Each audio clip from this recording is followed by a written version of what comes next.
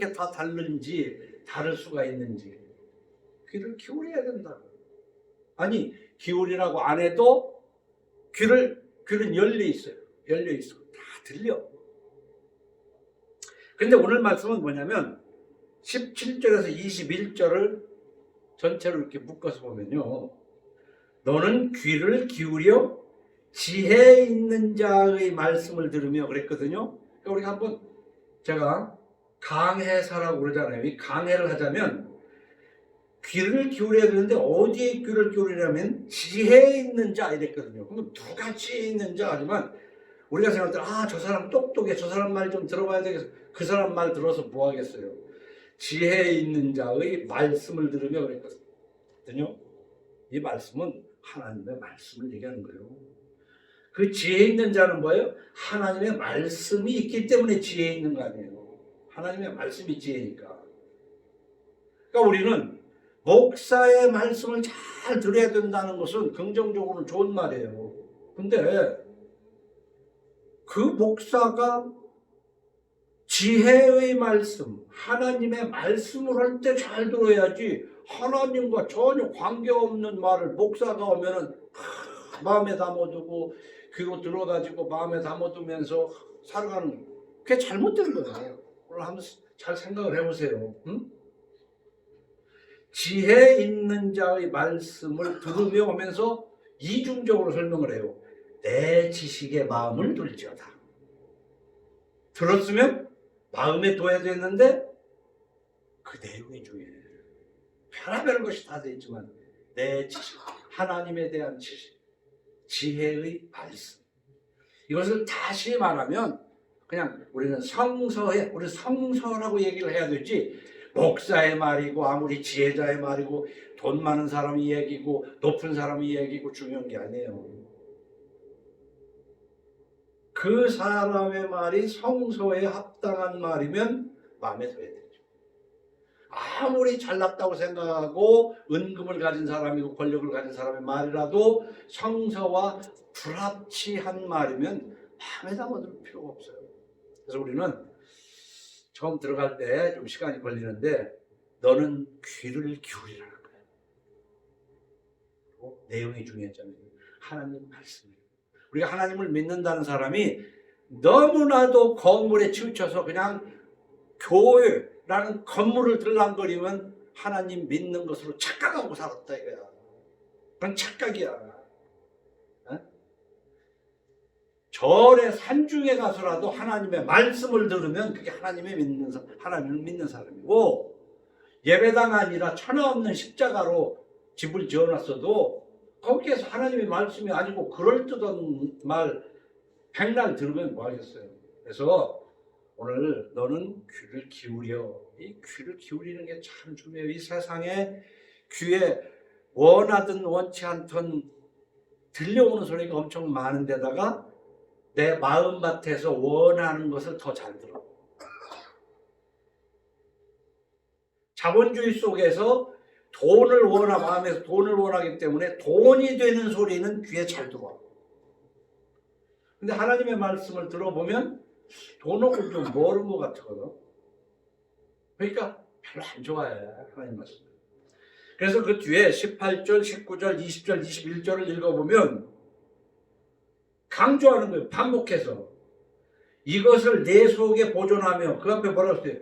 내 지식의 마음을 두라고 그랬잖아요. 성경 말씀에 마음을 두고 이것을 성경 말씀을 내 속에 보존하라는 거야. 까먹지 말고 기억을 잘하는 거야. 그렇게만 하면 뭐래? 이 안에만 있으면 뭐래? 밖으로 나오는 들은 풍을 서당교회가 3년이니 서당에서 학동들의 글소리를 들으니까 풍어를 본 것처럼 하나님의 말씀에 귀를 기울였으면 어떻게 해야 돼? 내 입술 위에 함께 있게 함이 아름다우니라. 우리 입에서는 늘상 어떤 상황에서 어떤 상황이 있을 때 그 상황을 성경 읽은 그 여러 가지 말씀 중에 이 말씀이 거기에 적합한가 하고 나와야 돼. 저는 이것을 어떤 목사님한테 그 얘기를 들었을 때 난 지금도 참 참 기억이 나고 합당하다고 하는데, 우리가 한 의원이라기보다 옛날 한약방에 가면, 지금 한 의원은 그런 거 없고, 한약방에 가면은 벽에 큰 사람이 있잖아요. 사람이. 그러면 진내를 이렇게 하고 난 다음에 자기 간에는 저기 서랍에서 한 움큼, 여기 서랍에서 한 움큼, 저기 서랍에서 한 움큼 딱 해서 종이로 딱 싸가지고 이걸 다려 먹으라고 그런단 말이야. 탄약을. 그것을 성경 말씀으로 어떤 사람이 무슨 얘기를 할 때 그 많은 서랍에서 이 말씀을 꺼내는 것처럼 마태복음 몇 장, 몇 절 말씀이 합당한가, 그것을 맞출 수 있으면은 참 좀, 그게 하나님을 믿는 것이다. 그런데 그것이 말로 나와야 되지 않냐 이거야. 하나님의 말씀에 귀를 기울였으면. 근데 왜 이렇게 하느냐, 그 뜻을 19절에 보면 내가 네게 여호와를 의뢰하게 하려 하여 이것을 오늘 특별히 네게 하게 하느니라. 이 성경을 보면 내가 특별히 너한테 얘기를 해두겠다. 귀를 기울여라. 근데 맨날 하시는 말씀이야. 내 말에 귀를 기울여. 내가 특별히 너한테 알게 한다. 오늘 이 말씀이 여러분의 말씀이 예수 이름으로 축원합니다. 특별히 하시는 말씀이야. 귀 기울이라는 거야. 뭐에? 이 긴 얘기를 짧게 얘기하면 성서를 듣고 입에 성서가 나가도록 하라. 그 한약방에 여러 서랍에서 약초를 꺼내는 것처럼 그때그때 합당한 말씀을 말로 해주고 내 마음에 생각을 해서 내 행동을 결정하라는 거야. 그게 하나님을 믿는 거야. 어마어마하게 웅장해져 놓은 그 베드로 성당에 들락거리는 것이 하나님 믿는 것이 아니라니까. 그러면서 20절 21절에 내가 모략과 지식의 아름다운 것을 너를 위해 기록했다. 아주 지혜, 모략이라고까지 했어.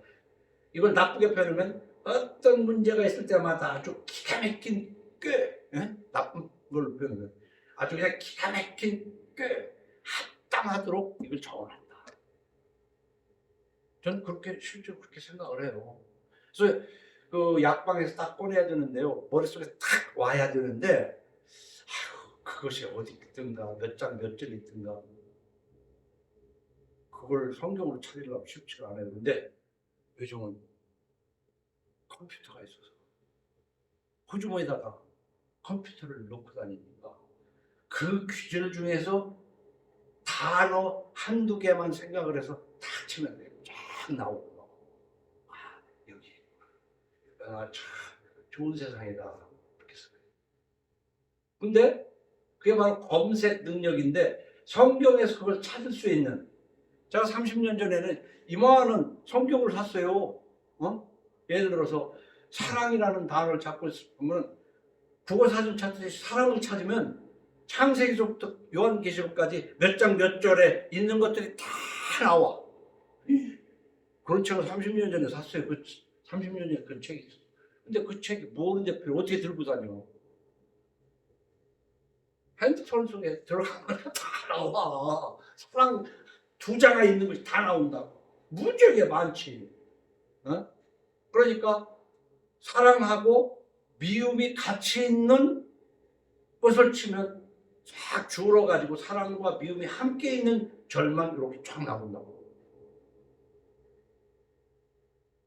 근데 전혀 생각나는 단어가 없으면 못 찾지. 생각나는 단어가 있어야 할 거 아니야. 그런데 이게 모략과 지식의 아름다운 것을 너를 위해 기록했다. 이 말씀이 나는 너무나 좋더라고. 나를 위해 기록된 성경 말씀. 네가 진리의 확실한 말씀을 깨닫게 하며 또 너를 보낸 자에게 진리의 말씀으로 회답하게 하려 함이 아니냐. 그래서 우리는요, 이 귀를 기울이는 것에 방을 둬야 돼요.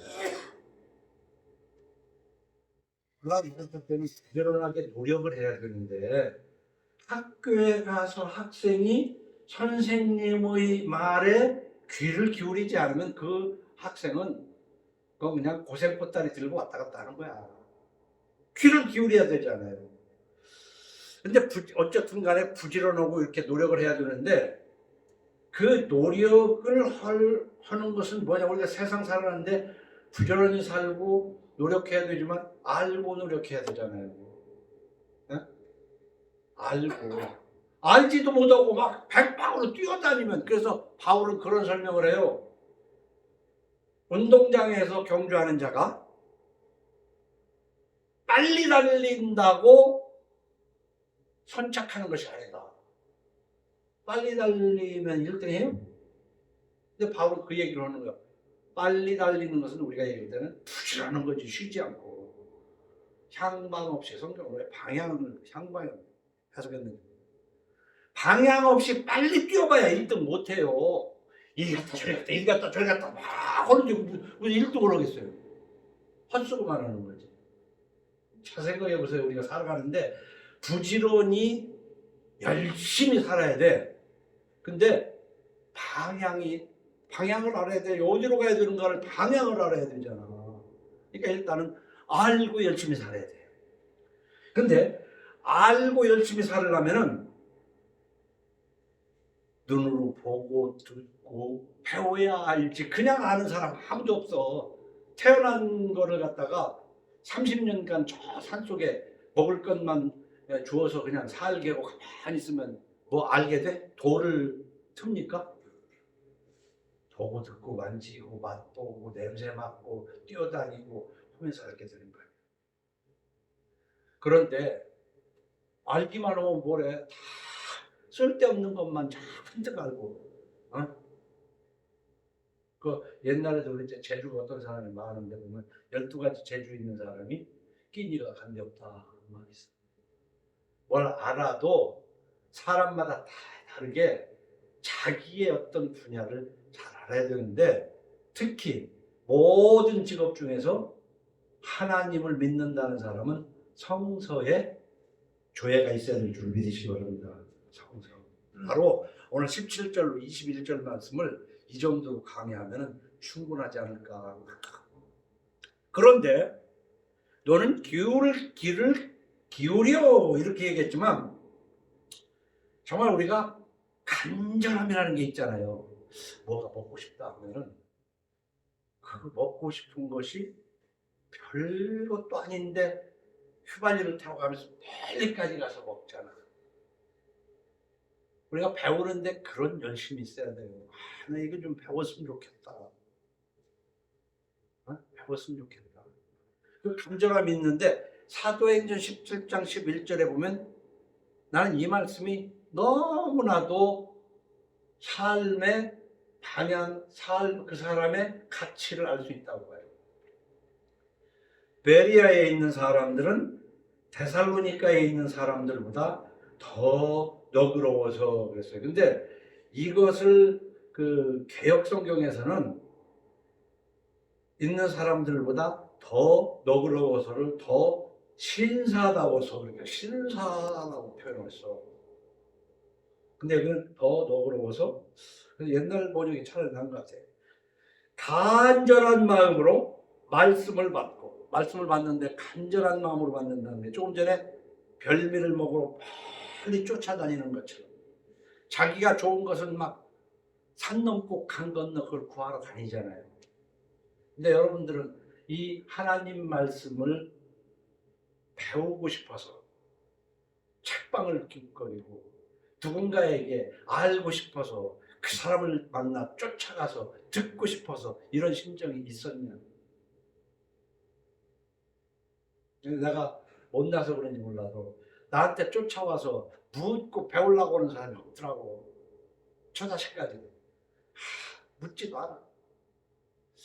저는 하나님을 만나고 난 다음에 목사님들을 엄청 쫓아다녔어.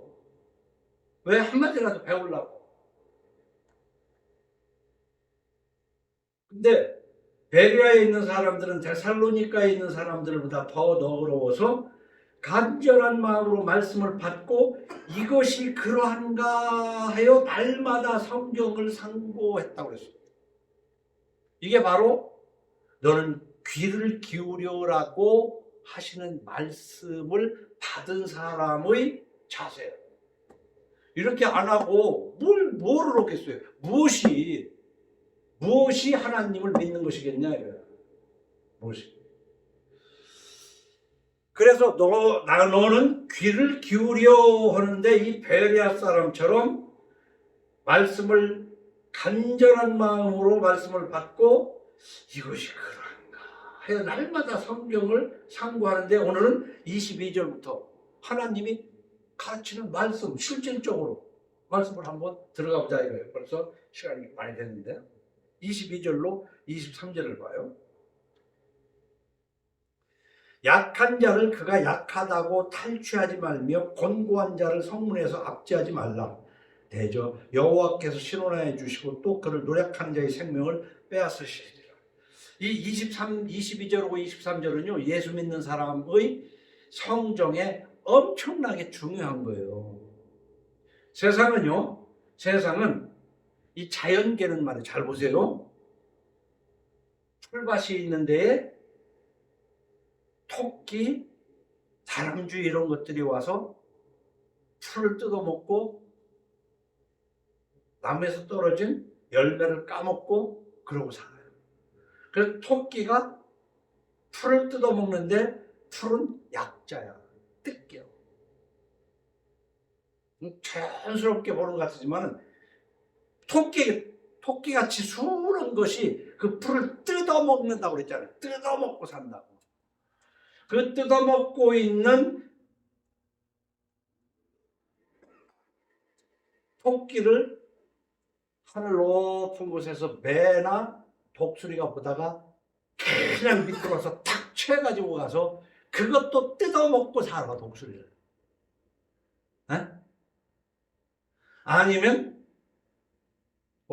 늑대나 이런 것들이 또 토끼를 뜯어먹고 살아. 이것을 자연계를 뭐라고 하냐면 약육강식 그렇게 표현해요. 사자로 보면 약육강식. 약한 것은 강한 것한테 뜯겨 먹히고 사는 거야. 약육강식. 그런데 오늘 22절, 23절은 뭐냐면 약한 자를 그가 약하다고 탈취하지 말며 곤고한 자를 성문에서 압제하지 말라. 너 그러고 나면 내가 네 생명을 빼앗아 버릴 것이다. 이게 하나님 말씀입니다. 이런 너는 귀를 기울여 바로 내 말을 들어라. 자연계는 약육강식인데 이 세상도 살아보면 알겠지만요 약육강식이야. 인간 세계도. 약한 사람은 보다 강한 사람한테 맨날 맥히고 사는 거야. 근데 하나님은 그거 하지 말라는 거야. 예수 믿는 사람한테. 너는 그거 하지 마라. 공정하게 재판해서 억울함을 풀어줘라 한 거는. 그리고 내가 그렇게 하겠다. 노력하는 자의 생명을 뺏겠다. 그래 요즘 삼국지에서 나온 말로 억강부약이라는 말을 대통령 후보 중에 한 사람이 하고 하는데 이 사람이 너무 불공정하다. 강자가 독식하는 세상이다. 그렇기 때문에 국가가 강자를 좀 누르고 약자를 좀 이렇게 세워줘야 되는 억강부약을 해야 된다라고 주장하는 후보가 있어요. 억강부약. 근데 사실은 이 세상은 뭐예요? 억강부약이 아니라 억약부강. 약자를 누르고 부자에게 이득이 되게 돌아가는 세상 아니냐 이 말이야. 그래서 사람이 힘을 가지려고 애쓰는 거예요. 배워야 돼. 배워야 힘을 하고. 지식. 그 지식은 지력. 돈을 가지면 금력. 권세를 가지면 권력이 힘을 가지려고 했거든. 그래서 힘을 가지고 남을 돕는 것이 아니라 먹는 거야. 이 사회가 자연계랑 똑같아요. 토끼는 풀을 뜯어먹고 매는 토끼를 잡아먹는 것처럼. 근데 하나님의 질서는 그거 하지 말라는 거야. 그렇게 하는 자는 생명을 내가 뺏겠다.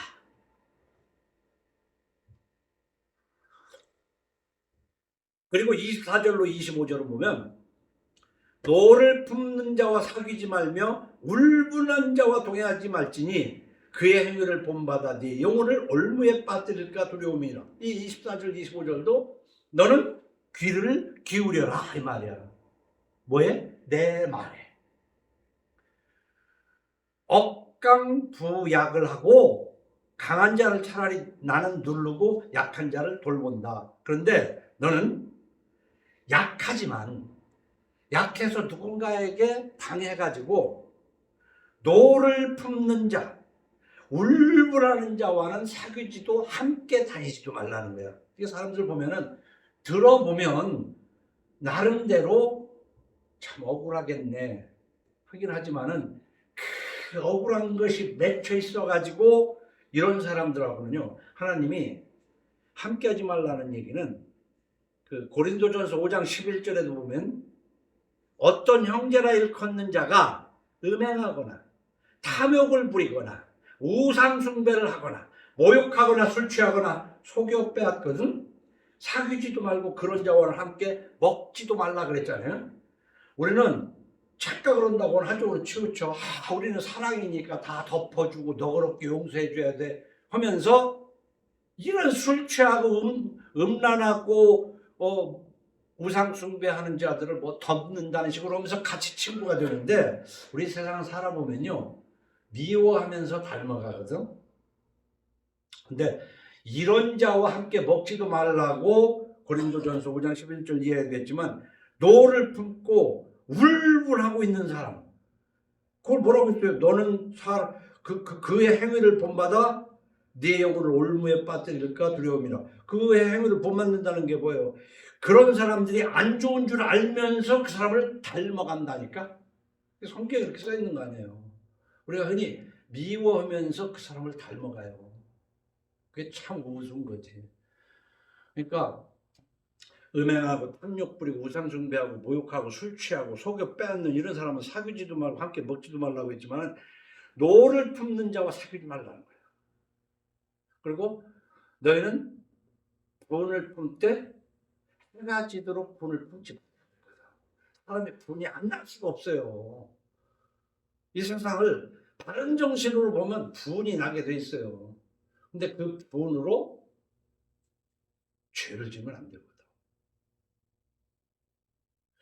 이게 지금 잠언 말씀이 우린 예수를 믿는다는 것은 뭐냐면 바로 하나님의 말씀이 내 입에 있게 하고 그렇게 살으라는 거예요. 그게 성화다. 제가 늘 주장하는 거예요. 가정이 성화돼야 된다. 우리 머리로 생각할 때 성화돼 봐야 아이고 맨날 그냥 밥이나 먹다 죽는 거지 이렇게 생각을 하면 그런 생각이 들 수도 있어요. 그러나 그렇잖아요. 하나님이 책임지신다는 거지. 그게 하나님을 믿는 거 아니겠어요? 그러면서 분을 품는 자, 술 취하는 자와 함께 하지도 말아야 되지만 자주 나오는 말씀이 26절, 27절이에요. 너는 사람과 더불어 손을 잡지 말며 남의 빚에 보증을 서지 말라. 이 빚보증 서지 말라는 말씀을 이 잠언에 참 자주 말씀하셔요. 빚보증 서지 말라. 그러면서 염려가 뭐예요? 만일 갚을 것이 내게 없으면 되게 말해요. 꿔주고 꾸고 못 갚으면 어떡하겠어. 마음대로 죽일 수도 없는 거 아니에요. 그래서 꾸고 갚지 않는 자는 악함이라 성경 그렇게 얘기했지만은 어떡하겠어. 꾸고 갚지 못해. 근데 왜 보증을 서게 됐어? 네가 못 갚으면 내가 그 사람한테 그러니까 누군가 꾸는데 내가 보증을 서면 그 사람이 난 못 갚어 하는데 그걸 내가 책임져야 되거든. 하나님은요, 돈을 굉장히 중요하게 여깁니다. 왜냐하면 그 돈이 하나님이 그 가정을 지키게 하시는 무기거든요. 그런데요, 돈을 사랑하는 것이 일만하게 뿌리라고 그랬거든요. 근데 그 돈이 그 가정을 망치는 것이거든요. 응? 우리 보면은 피가 있어요. 근데 피가 너무 많아도 안 돼요. 피가 너무 없어도 안 돼요. 적정선이라는 게 있어요. 가정에 돈이 있어야 돼요. 근데 너무 없어도 안 되지만 너무 있어도 안 돼요. 돈이 많아지면요, 그 가정이 이상해져요. 전 그걸 많이 봤어요. 이상해져요. 없어서 이상한 것보다는 있어서 이상해져 버려. 지금 한국의 가정들이 없어서 고통받는 집도 덜어 있지만 있어서 지랄 연된 거지하고 사는 거야. 있어서. 있기 때문에. 적절하지 못한 표현을 했지만 지랄 연변 거지하고 사는 거지. 돈이 있어서. 빚진 자는 체주의 종이 되느니라. 같은 절에 이 7절에 그렇게 말씀했잖아요. 하나님은 하나님의 말씀에 순종하는 종이 되기를 바라지 내 자녀가 누구의 종이 되는 걸 말죠. 술의 종이 되고 돈의 종이 되고 마약의 종이 되고 도박의 종이 되는 것을 하나님이 원하시지 않는다니까. 그래서 하나님은 돈을 귀하게 여겨 그 가정을 지키는 무기로서, 그런데 빚보증을 서가지고 다 뺏기고 나면 하나님 내가 어떡하니, 그러니까 좀 보증서 좀 하려고 그렇게 여러 번 말씀하시는 거야. 어? 보증서 좀. 로마서 13장 7절에는 모든 자에게 줄 것을 주되 조세를 받을 자에게 조세를 바치고 관세를 받을 자에게 관세를 바치고 두려워할 자를 두려워하며 존경할 자를 존경하라. 피차 사랑의 빚 외에는 아무에게든지 아무 빚도 지지 말라. 남을 사랑하는 자는 율법을 다 이루느니라. 예수 믿는 사람은 하나님의 뜻에 귀를 기울이면 줄 건 줄 줄 아는 사람이에요. 받을 건 악착같이 받으면서 줄 것은 어떻게든 뒤로 미루는, 그거 예수 믿는 거 아니라니까. 조세 받을 자에게 조세 바치고 관세 받을 자에게 관세 바치고, 두려울 자는 두려울 줄도 알아야지. 하루까지 범 무서운 줄 모르고 용기 있는 줄 알고 두려움도 없고, 존경할 자를 존경해야 되는데 존경할 줄도 모르고 구분이 없어. 그냥 정한 잘랐어. 그러면서 피차 사랑의 빚 외에는 아무에게든지 아무 빚도 지지 말라. 우리가 글자 그대로면 돈에 대한 빚이라고 그러지만은 사랑이 있으면은 어떤 죄도 짓지 않는데 빚 중에 가장 큰 빚은 남에게 진 죄야. 우리가 사람에게 짓는, 하나님 앞에도 그렇고 사람에게 짓는 죄가 하나님 앞에 짓는 죄지만 그 사람에게 빚이 있다는 것은 죄를 지었다는 거예요. 죄를 짓는 것보다 더 큰 빚은 없어요. 그러나 돈을 꾸고 못 갚는, 보증을 서고 못 갚는 그 빚도 빚이에요.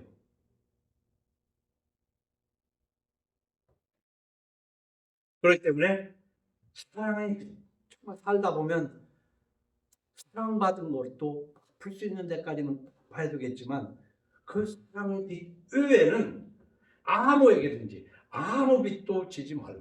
죄도 짓지 말아야 되고 꾸지도 말아야 되고. 이게 무슨 뜻이냐? 너는 귀를 기울이라는 거야. 그리고 데살로니가 사람이 마음이 너그러서 간절한 마음으로 말씀을 받고 이것이 그런가 하여 날마다 이 말씀을 상고하는 사람이 될 때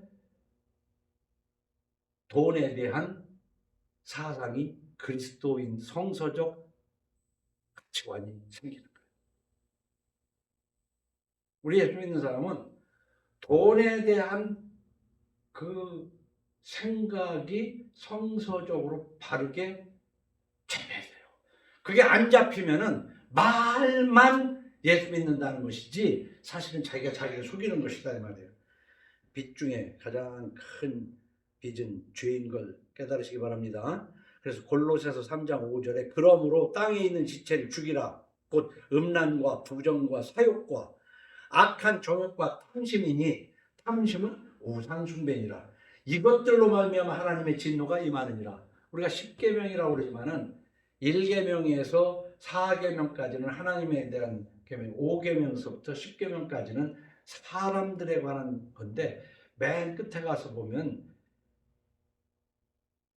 탐내지 말라는 거거든요. 도둑질하는 거, 간음하는 거, 거짓말하는 거, 살인하는 거 다 탐심에서 오는 거예요, 결국은. 그러니까 내 마음에 탐심이 있는가를 항상 살피는 거지. 그러면서 이 탐심을 눌러야 되는 거야. 이 탐심을 못 누르면은 결국은 폭발해버려요. 뭘로 폭발하든 폭발하게 돼 있는 거야. 간음으로 폭발을 하든, 거짓말로 폭발을 하든, 살인으로 폭발하든, 도둑질로 폭발을 하든, 부모 공경하지 않는 걸로 폭발하든 다 이 탐심에서 나오는 거야. 탐심.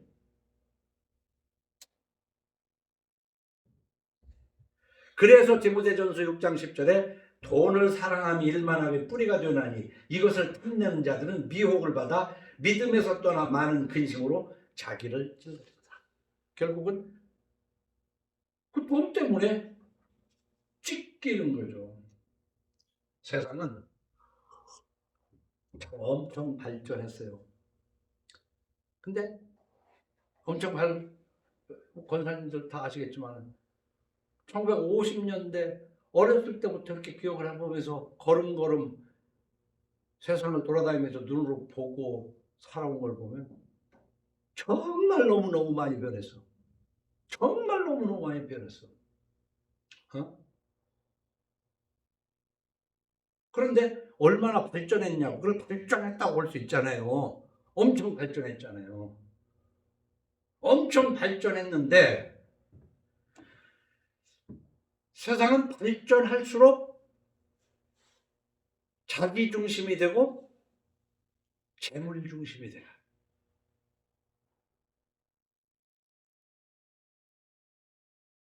그 디모데후서 3장 1절 이하에 이렇게 기록합니다. 너는 이것을 알라. 말세에, 그래서 말세에 세상 가면 갈수록 끝날 때 이 말세를 발전하면 발전할수록 끝이 좀 가까워 오는 거거든요. 고통하는 때가 이르러 사람들이 자기를 사랑하며 돈을 사랑하며 자랑하며, 그러니까 자기를 사랑하고 돈을 사랑해 가지고 자랑하는 거야. 자랑. 이 자랑질하고 싶어 미치는 게 인간이거든. 자랑하고 싶어서. 우리가 부정하면 안 돼요. 얼마나 자랑하고 싶은지 몰라. 그래서 제가 한 30년 전에 처음 볼 때 설교에서 그런 얘기했어. 지금은 뭐 썰렁한 얘기지만 옛날에는 금반지들 많이 꼈잖아. 그래서 금반지 못 꼈다 금반지 끼고 나면은 금반지를 자랑하고 싶었잖아. 그러니까 누가 여기 저 남산 가려면 어디로 가요? 그러면 저리 가요. 저리 하면서 금반지를 보여준다는 거야. 저리 가세요. 그 금리연 사람 저리 가세요. 금리 보여준다는 거야. 그냥 자랑하고 싶어 미치는 게 인간이야.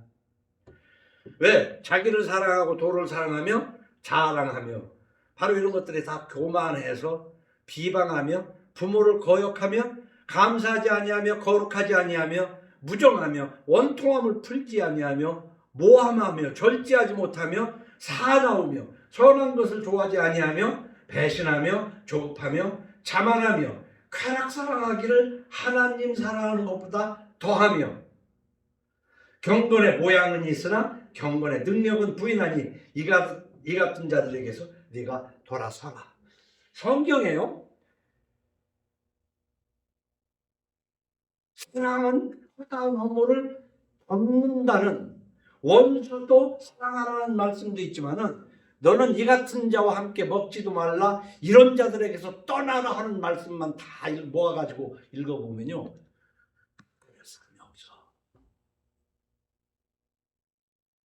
그걸 안 읽으니까 사랑한다 사랑한다 어쩌고 하는 것이지, 다 읽어보면은 이거 어떻게 하면 됐을까?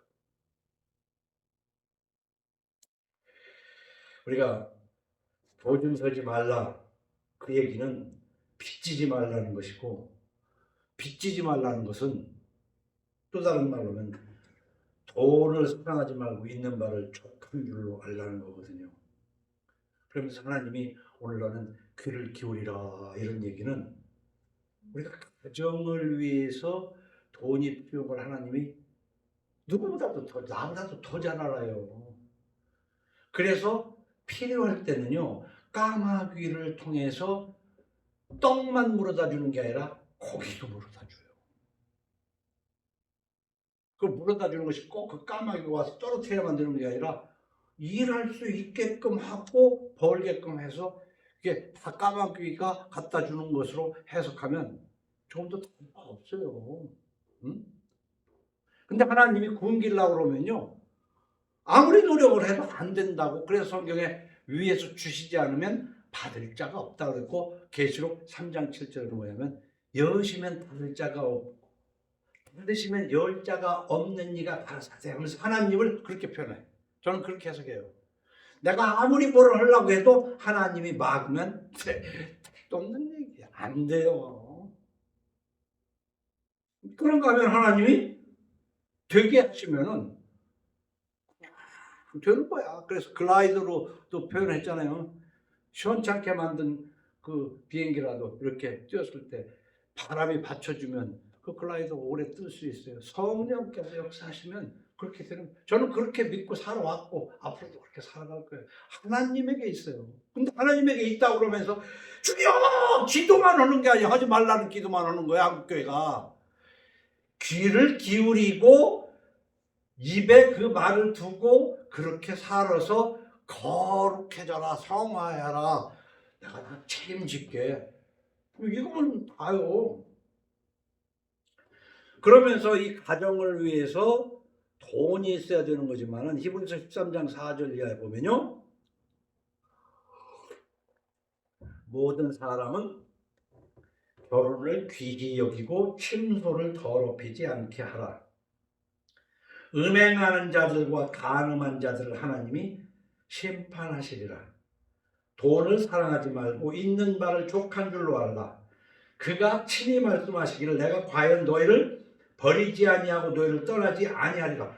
하나님이 나를 버리지 않고 하나님이 나를 떠나지 않는데 내게 가뭄이 올 일이 있습니까? 근데 하나님은 뭐라고 그랬어? 가정을 지키기 위해서 돈이 있어야 되는 줄을 아신다니까 하나님이.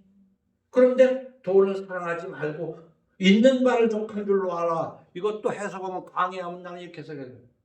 어떤 사람에게는 하나님의 선하신 뜻에 따라서 그만큼 주셨고 어떤 사람에게는 그만큼 주신 거야. 왜? 하나님이 알아서 주신 거야. 그래서 어떤 사람은 한 1억만 줘도 미쳐버리는 사람이 있어. 그 돈 1억 가지고. 근데 어떤 사람은 한 10억이 생기니까 미쳐버려. 미쳤다는 게 뭐예요? 엉뚱한 짓 한다는 얘기지. 그저 한 2, 3천만 원 있을 때는 괜찮은데 한 1억쯤 생기니까 미친 짓을 하네? 그 사람에 따라 그릇이 달라요. 제가 보니까. 그러니까 돈을 사랑하지 말고 있는 바를 족한 줄로 하는 게, 있는 바는 하나님이 주신 만큼의 족한 줄로 여기고, 그 내가 가진 힘 속에서 강한 자에게 아부하고 약한 자를 누르면서 살면 하나님이 내 생명을 취하신다니까. 내 있는 한도 내에서 아래를 보면 나보다 약한 자를 붙들어주고 위에 강한 자 버팅겨가면서 살아가는 거거든. 그거 보고 살아가는 거거든. 이게 성경을 읽어보면 그건 틀림없는 하나님의 뜻이에요. 그런데 거꾸로 살자는 얘기예요. 그래서 디모데전서 3장 2절 이하에 보면 그러므로 감독은 여기 이제 감독은 되면 뭐 목사나 뭐 이런 정도로 장로나 지금 한국교회 장로가 감독 뭐 이런 거 가르치는 사람들이거든. 근데 이 감독만이 아니라 예수를 믿는다는 사람, 하나님을 믿는다는 모든 사람, 그리스도인은 디모데전서 3장 2절 이하에 감독은 그리스도인은 책망할 것이 없으며 책망할 것이 없으며 이런 말씀하면서 이 말씀이 그런가 책망할 것이 없어요. 쉽게 세상 말로 하면 털어서 먼지가 안 나야 된다는 얘기라니까. 털어서 먼지가 안 나야 된다는 거야. 아내의 남편이 되면 절제하라. 하나님은요 가정을 굉장히 중요시해요. 그래서 가정에 돈이 있어야 할 것도 알지만 부부간에 하나님 안에서의 내 뼈 중에 뼈요 살 중에 살이라다. 아내들은 남편에게 순종하며 하는 이 질서를 주신 것을 굉장히 중요하다고요.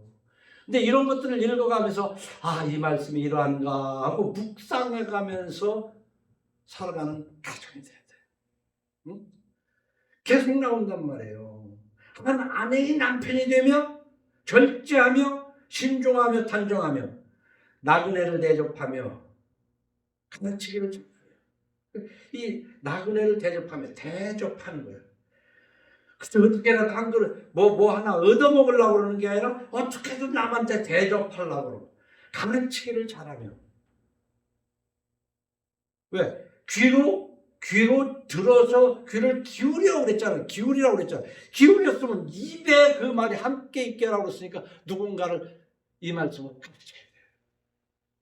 이건 목사만 하는 얘기가 아니라고.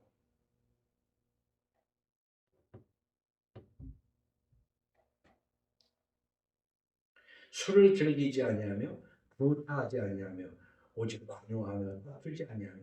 여기 부타하지 아니하며 폭력을 행하면 안 되죠. 그렇다고 해서 매를 아끼라는 뜻도 아니야. 그만 해석하면 안 돼요.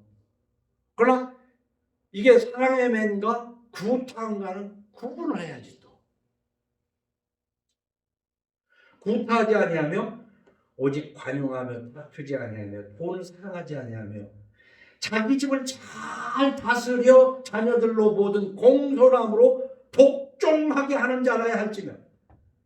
예수 믿는 사람들이 가정에서 자녀에 대한 부모로서 이렇게 돼야 돼요. 이게 없으면 뭐 예수 믿는다는 거냐고. 사람이 자기 집을 다스릴 줄 알지 못하면 어찌 하나님의 교회를 돌보려. 그래서 수신제가 치국평천하라는 말 이것과 흡사할 수도 있어요. 뭐 정치한다고 어쩌고 저쩌고 하는데 지 자신도 제대로 못하고 가정도 못 돌보지 못하면서 나라를 한다고 하냐? 작은 것부터 덧셈 뺄셈을 하고 난 다음에 미적분을 한다고 해야 되지. 덧셈 뺄셈도 못하면서 뭐 그런 거 한다고 그러냐? 이게 순차적인 게 있는 거예요. 그러면서 마지막 절에 교리 아주 다 같은 맥락입니다. 같은 맥락. 28절 29절 보면 네 선조가 세운 옛 지계석을 옮기지 말지니라. 네가 자기 일에 능숙한 사람을 보았느냐? 이러한 사람은 왕 앞에 설 것이요 천한 자 앞에서 서지 아니하리라.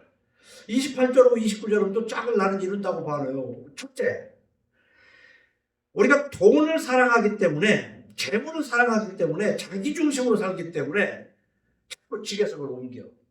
이 지계석이 뭐냐면 조상 대대로 하나님께서 주신 땅의 경계거든.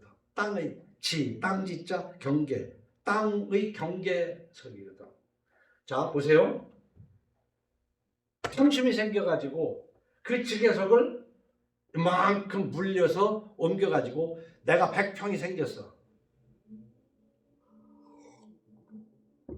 그러면 다른 사람 100평이 줄어든 거야. 이 세상 보면요, 경제라는 개념이 돈을 잘 번다고 그러지만 꼭 그런 건 아니지만 내가 번 만큼 남이 잃는 것은 그 정상적인 경제가 아니야. 내가 돈을 벌었으면, 그러니까 내가 누구한테 돈을 받았으면 그 사람은 나한테 받은 무언가로 돈 값어치 이상 만족한 게 있어야 돼. 그렇잖아요. 여기 지금 사과가 하나 있는데 나는 1,000원을 받아서 좋고 저 사람은 사과 하나를 사서 서로가 좋아야 이게 정상적인 경제야. 근데 내가 열을 벌으면 저 사람이 열을 뺏기는 거야. 그게 도박이야. 그게. 도박은 경제가 아니야. 근데 한국에는 지금 이거 아닌지 알 수 없는, 그래서 지게색을 옮기는 것들이 많아요. 내가 땅을 넓히면 누군가가 땅을 잃는 것, 그것이 있어. 그러니까 내가 땅을 넓혔는데 그 사람도 넓혀주면 좋지. 그런 방법이 아니고 내가 뭐 했는데 누군가가 손해나는 것은 정상적인 경제행위라고 하나님은 안 봐요. 나도 투자가 아닌 하는 것 같은 거, 앞으로 집부땡 하는 거나 카드 하는 거, 노름 하는 거 뿐만 아니라 코인, 비트코인, 암호화폐하고 뭐 하는 거. 내가 따면 누군가 잃는 거야. 잘하는 생각. 그것도 경제라고 자꾸 우기면 안 돼. 이게 지게서 옮기는 걸로 생각해 본 거예요. 내 땅을 넓히면 남의 땅이 좁아지는, 영어로 제로섬, 합이 마찬가지죠. 자, 우리 천평 쪽에서 사는데 내 땅이 몇 평, 네 땅이 몇 평. 내 땅이 줄면 네 땅이 늘어났어? 그럼 네 땅과 내 땅은 항상 똑같은 평수요. 그렇잖아요. 어? 합계는 제로란 말이에요. 근데 이 세상에는 제로섬인 것으로 배를 불리는 사람이 많아요. 그것을 불공정이라고 합니다. 이것으로 돈을 벌면요, 하나님께서도 별로 기뻐하시지도 않을 거겠지만은 이걸 알아야 됩니다. 저도 사람이기 때문에 이런 것도 좀 해보기도 했죠. 근데 바람직하지 못하고 일확천금을 하게 되면, 그러니까 도박을 해서 돈을 따게 되면 불행해져요. 로또 그 통계가 있어요. 로또 맞는다는 것이 얼마나 힘듭니까? 근데 로또로 당첨이 된 사람들 치고 뒤가 행복한 사람이 적어요. 8, 90%는 로또 맞은 것 때문에 망해요. 그래서 돈이 생기면 사람이 변한다는 것이지. 이 자본주의 속에서 돈을 얼마나 그래서 돈이라면 참 난 재밌는 얘기 중에 하나가, 나 혼자, 여러분은 썰렁할지 몰라도 돈이라면 얼마나 열심인지, 사한 호랑이 수염도 뽑아오면 돈 준다고 그러면 그 사한 호랑이 수염을 뽑다가 잡혀먹을 망정, 사한 호랑이 수염도 뽑으려고 그러는 게 돈 아니야. 근데 그렇게 살 거 없어요. 올 때 가지고 온 것이 없으면 가져갈 것이 없으니 있는 걸로 족한 줄 알라고 하나님이 말씀하시는 귀를 기울여야 돼요. 우리 돈이 있어야 되는 걸 하나님이 무엇보다도 아십니다. 가족을 귀하게 해요. 그래서 첫째는 하나님이 주신 걸로 좋게 여기면서 침소를 더럽히지 말아야 돼. 얼마나 하나님의 지혜로우십니까? 기도합시다. 탐심을 버리고 자기 일에 능숙한 사람이 되면 왕 앞에 선다고 이 마지막 말씀에 기록했어요. 29절에 네가 자기의 일에 능숙한 사람을 보았느냐?